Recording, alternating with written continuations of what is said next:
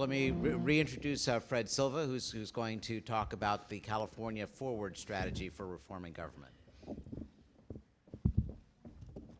As I mentioned earlier, California Forward had identified a set of issues. We've been around the state in town hall meetings about this fiscal and state-local relationship issues. And can you put that back up? Our Leadership Council spent a good bit of time at public opinion surveys and discussions about exactly what proposals ought to be brought to the voters to fix some of these issues. And there are two sets. One deals with state budget making, and the other one deals with the state-local relationship. And as last we talked, I had put up on the screen, what are we going to do next? And that's the subject that I want to cover here. On the fiscal side, we basically have 6 issues that we think the voters ought to address in budget making. And they go something like this. The first is that, we'll just zip through this so I can find it in here. I don't know how we got this way, but I'm going to put them all up here. First of all, the state ought to go into a multi-year budget planning system. Now, for those of you, I'd like each of you to put on your community service delivery hat. What kinds of things are you responsible for? And think about the current budgeting apparatus. What we're suggesting is that the executive branch actually go into a multi-year budgeting scheme.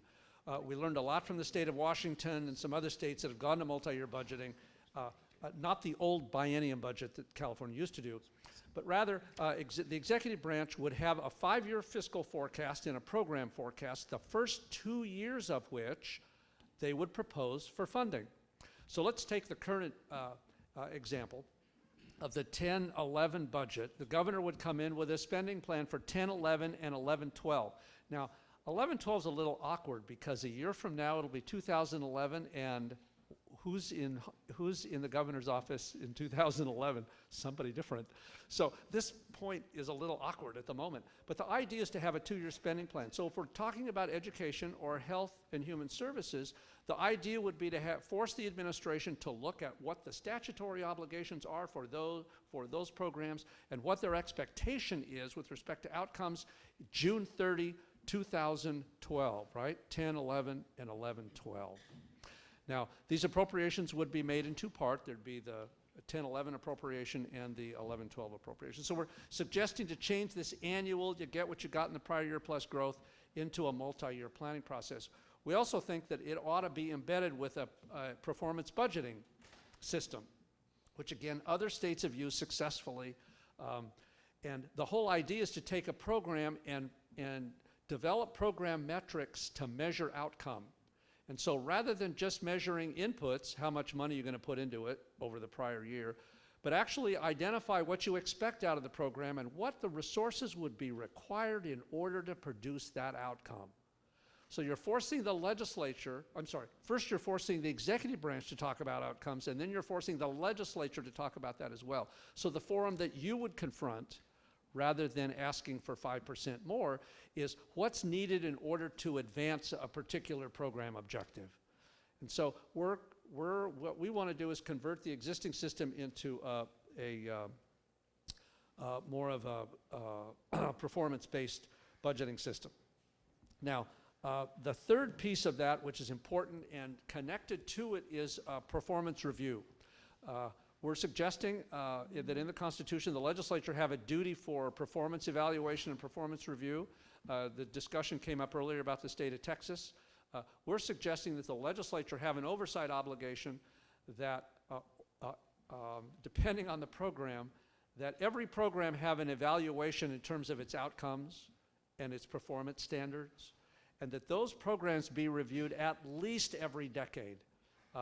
Frankly, that could be a shorter period of time. We'd recommend that, but we were convinced that we ought to allow the legislature as long a period of time to get to every program as possible. So whether it's the prison system and the problem of recidivism, or it's foster care. At least there's a program evaluation that's done. And the legislature, that committee that does that, that oversight committee, then has an obligation of producing a bill that either terminates the program, revises the program, or in some way brings a program improvement discussion back. We did not pick the Texas model.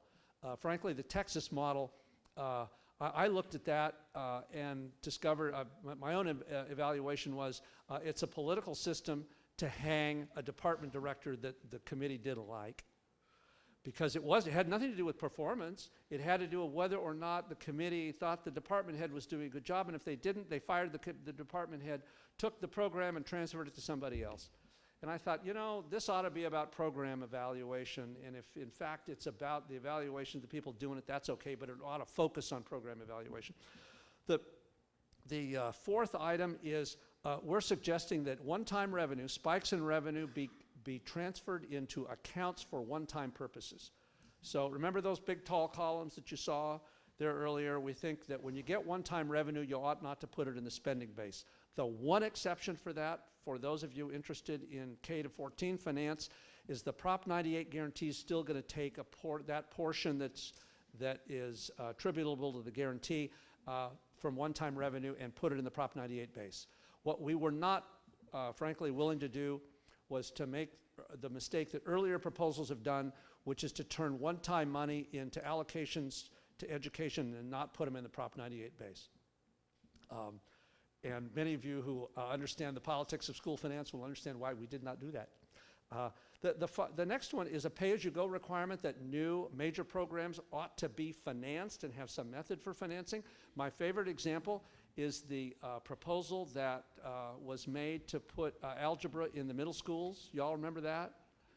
Governor said it'll cost $25 million. The superintendent of education said it'll cost $1.5 billion. And there was this great debate about what you would do to finance it. And what we think that ought to be an integral part of any program advance, that you actually ought to finance it. This is not a question of a state-mandated local program. This is a question of how a new state program or a major increase in the scope of an existing program would be financed, and an obligation to finance it. Probably the best example of this is the governor's proposal almost two years ago. Fast time flies. The proposal that he made to provide a universal health insurance system in California. The reason that it failed wasn't the element of coverage. The question was how to finance it. And sadly, they couldn't figure out how to get the thing financed. It didn't pass. And I thought to myself, hey, that was cool. That was good, because you spent time worrying about how the program was going to be financed. We haven't done that in a long time. Let's think for a moment. If you did all of those things, then let's focus on the budget vote requirement. Now, the budget vote requirement of a 2/3 vote in order to pass the budget was placed in the Constitution in 1933 in something called the Riley-Stewart Act. And what they did was they put a requirement that said if the budget grows by more than 5%, it's a 2/3 vote. If it grows by less than 5%, it's a majority vote. We had that system until 1964, and I'm sorry, 1966. And that year, the legislature proposed a series of amendments to take out extraneous language. And what do you know? They took out the 5% cap language because budgets had been approved by well over a 2/3 vote. So they took the cap language out and left the 2/3 vote in there, which we have today. And we've suggested that if you had these other reforms, then it would be logical to ask the majority party to be responsible for the allocation of resources under this new budgeting system. So we're proposing a majority vote for budgeting. We think on-time budgets are important. We looked at the analysis, and the one thing that people say, well, a 2/3 vote brings some fiscal discipline, and there's more fiscal discipline in the process if you have a 2/3 vote. And I have a sad tale to tell you that the 2/3 vote has meant virtually nothing to fiscal discipline. If it did, you wouldn't see those erratic growths in state budgeting. So we're suggesting that since fiscal discipline isn't the issue, that the 2/3 vote is primarily used for political leverage, then it's time, along with these other reforms, to talk about a majority vote for the budget. So those are the budgeting reforms that California Forward is suggesting. On the pay-go issue, some of you may wonder, well, do you want to apply that to initiative measures? Originally, we had it applying to initiatives, but we also have a parallel project on initiative reform.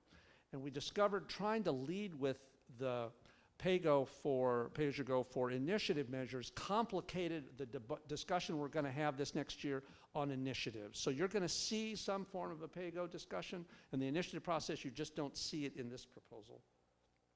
Now, the second piece of this deals with the state-local relationship. And there are two pieces here. One, as you'll hear from Chris in a moment, we're interested in protecting the levy of local taxes like many others are.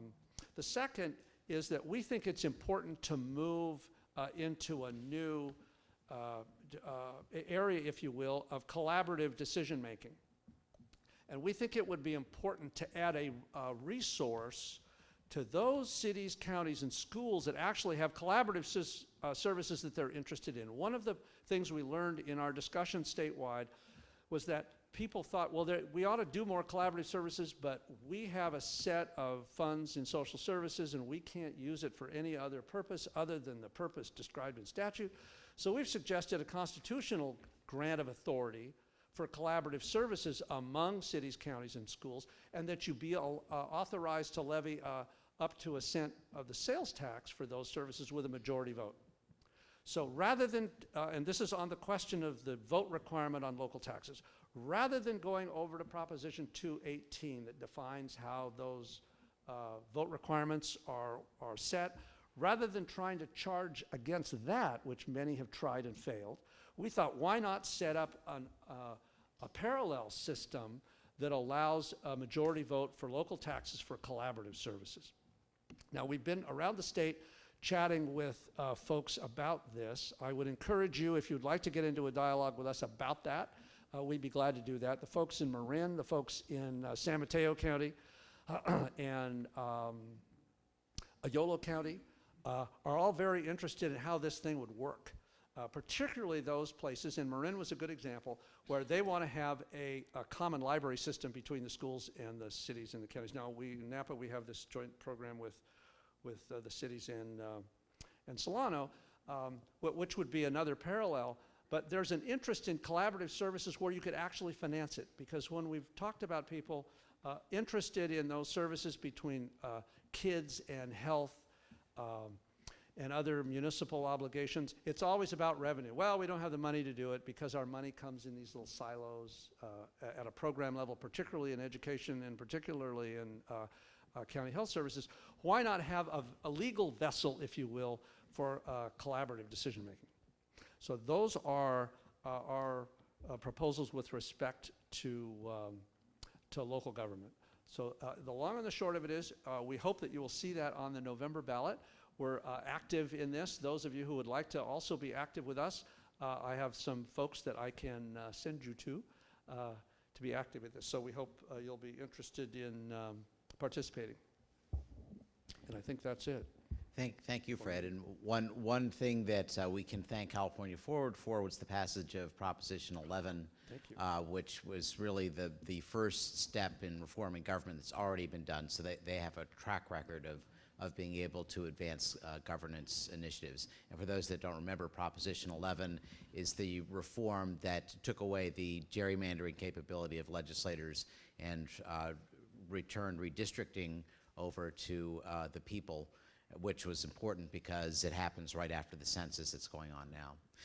Another organization that has passed an initiative that has helped in this process has been the League of California Cities, which was Proposition 1A, which was on the same, I'm sorry, you had? Yeah, Chris will talk about that. Thank you. I apologize for going back here. That Prop 11 observation that he made, to these very days, there's an opportunity for you, if you want to participate in this redistricting commission, go to wedrawthelines.com and you can actually put your application in to participate. And thank you for reminding me about that, because we were very active in Prop 11 and we're very active with the Citizens Redistricting Commission. We hope that that's going to start a process of invigorating the dialogue in California politics among citizens in the state. Thank you, Fred. And as I was saying, the League of California Cities has a similar track record in having successfully passed Proposition 1A, which was very effective in these latest round of budget discussions in helping to keep the state from stealing money from cities, because it forces them to only take it in the form of a loan. And the league has, it wants to further that work on the November ballot, and Chris is going to talk to us more about that.